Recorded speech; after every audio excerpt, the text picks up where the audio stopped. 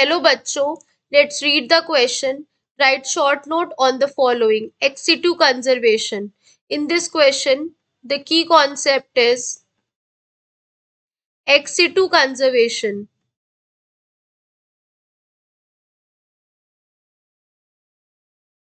Now, what is ex-situ conservation?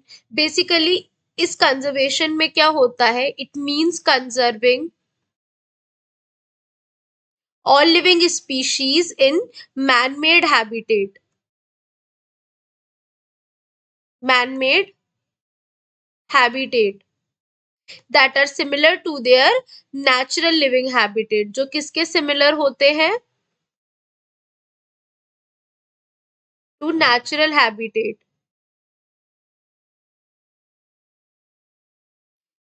ये एक of site, अगर हम इसके कुछ कैरेक्टर्स की अगर हम बात करते हैं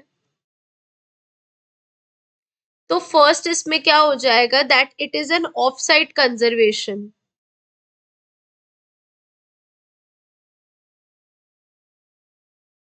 it is off site conservation.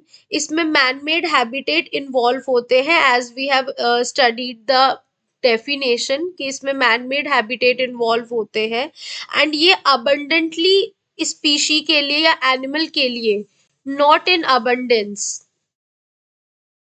के लिए एप्रोप्रिएट नहीं है. थर्ड अगर हम बात करें, लेकिन जिस केसेस में रैपिड डिक्लाइन होता है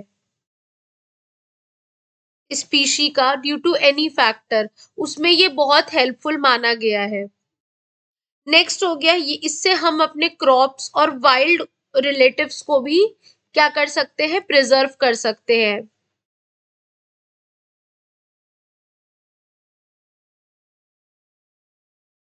वाइल्ड हैबिटेट और वाइल्ड रिलेटिव्स. सो बेसिकली यानी ये किस लेवल पे चला गया, जीन लेवल पे चला गया. यानी हम इसको जीन लेवल पे भी कंजर्व कर सकते हैं. लाइक प्लांट के किसी भी पार्ट को, सीड को, किसी को भी हम कंजर्व कर सकते हैं फॉर लॉन्ग टाइम, जिससे कि हम उनको सेव कर सके. Sampling, storage, transfer of target species from their natural to man made, क्योंकि वो अपने नेचुरल में अगर सेफ नहीं है तो हम मैन मेड तरीके से उनको सेव कर सकते हैं. And it separates animal from their ongoing process of evolution and adaptation. Example की अगर हम बात करें इसमें तो जू, क्रायो प्रिजर्वेशन, क्योंकि एक जेनेटिक लेवल पे भी होता है, जिसमें हम क्या करते हैं, प्रिजर्वेशन करते हैं किसी भी चीज का एट लो टेम्परेचर. फिर डीएनए बैंक्स बनाए गए जिससे हम डीएनए को बचा लेते हैं. एक्वेरियम्स हो गया. तो these are all man made and done on a easy level. So these are the some characteristics on the ex situ conservation. Hope you guys understand. Thank you.